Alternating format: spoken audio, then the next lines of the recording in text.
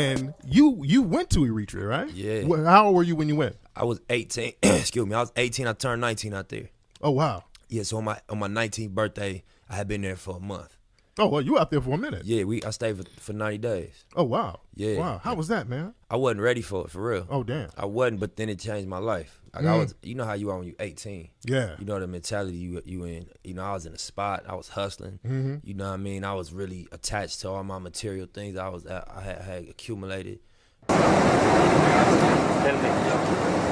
Talk. How you feel? Tell me about your story, about your trip. So far. Got off the plane. Huh? Just got off the plane. So are you tired or are you still okay? Are you looking forward to go to Eritrea and Africa in general? What do you expect?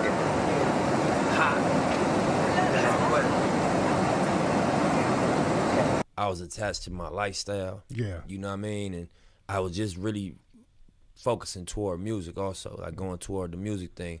I had bought some equipment and was starting to record music. And, you know, I didn't really want to, I wanted to go because I never met none of my family. Yeah. So that was something I was passionate about, me and my grandmother and my cousins, but I didn't want to stay for 90 days. I'm like, we can go out there for a week, 2 weeks, a month, but 90 days is a long time. But when I got there, I went through a process. I think I had like culture shock a little bit. Yeah. Not because I wasn't aware. برتعك ده اللي خبوك Ermias, sleepy guy, how you doing? Straight, man. تعندلا؟ It's a book. مسكة؟ It's a book. بو كمان فتح اسمرك Cool. تبو تبو You see how I like Asmar? Yeah, see, you're learning. That's great.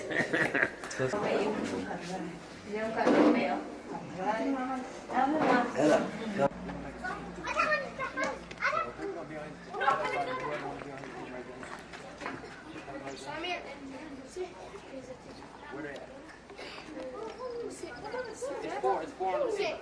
4 on the team. And 2 4. So him. Just slow. Slow.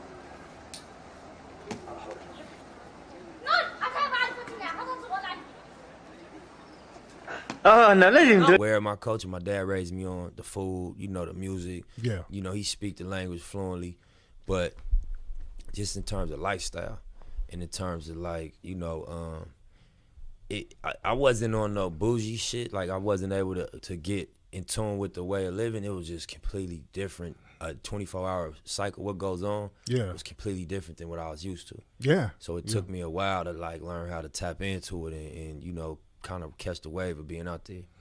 But you got to see his perspective of who you were.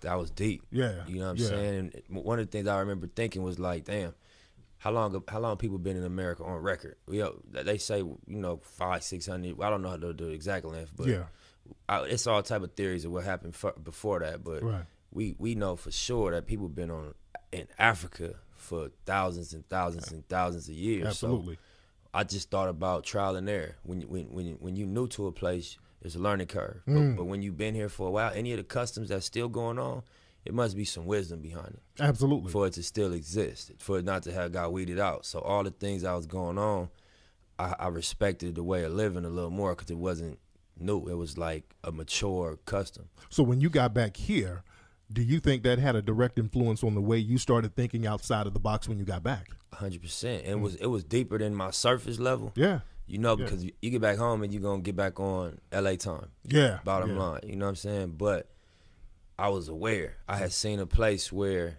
and it's no disrespect what I'm about to say, I'm just being honest, where like the family structure wasn't devastated. Oh yeah, that's real shit. That ain't no disrespect. It wasn't fucked up. And you could blame men, you could blame women, you could blame institutional, whatever, but out here it's just a different dynamic between our families and even the dynamic between men and women out here.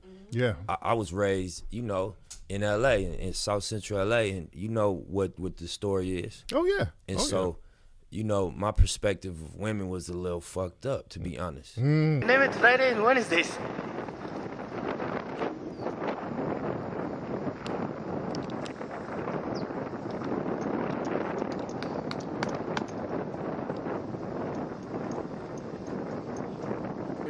Good. The best. And me, you feeling better? Yeah. Easy, I'm blessed, man. Straight. Good. I'm not. Top notch. Sorry about excruciating pain in each shoulder. I'm alright. No. shower kin sabr kalna. Wadi wo shower kin sabr. After shower mat bar wadi wo. Come back with knockouts. Easy. The truth in the making.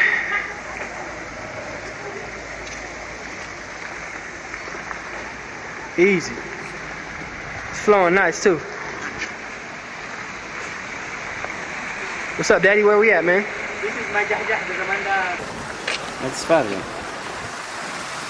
Put it right here.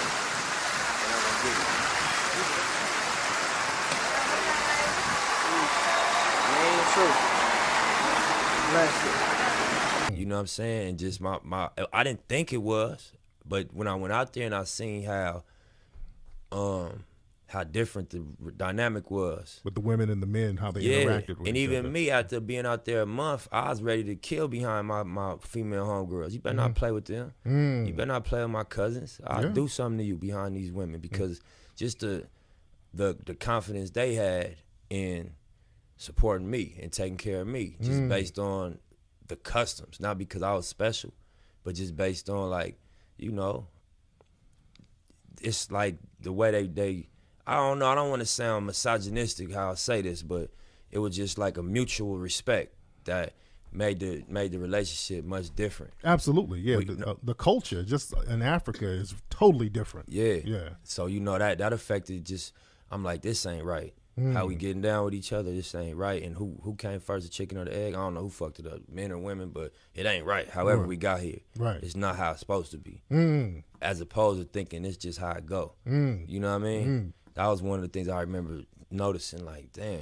Now, what if somebody will say, okay, you have that perspective on a certain level of respect for women, but your lyrics are misogynistic? Yeah, I might be guilty of that at times. I would challenge them to listen to my more recent material. You know what I mean? You mature through your music. You know what I mean? But and I think music speaks to experience.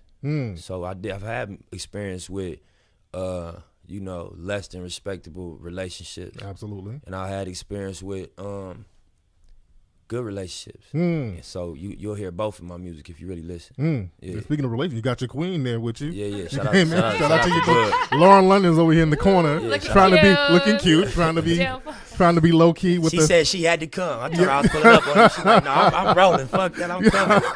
I don't blame you. I said, I bet you Lauren come. I don't blame you, girl. That's right. No doubt. Roll with your man. Yes.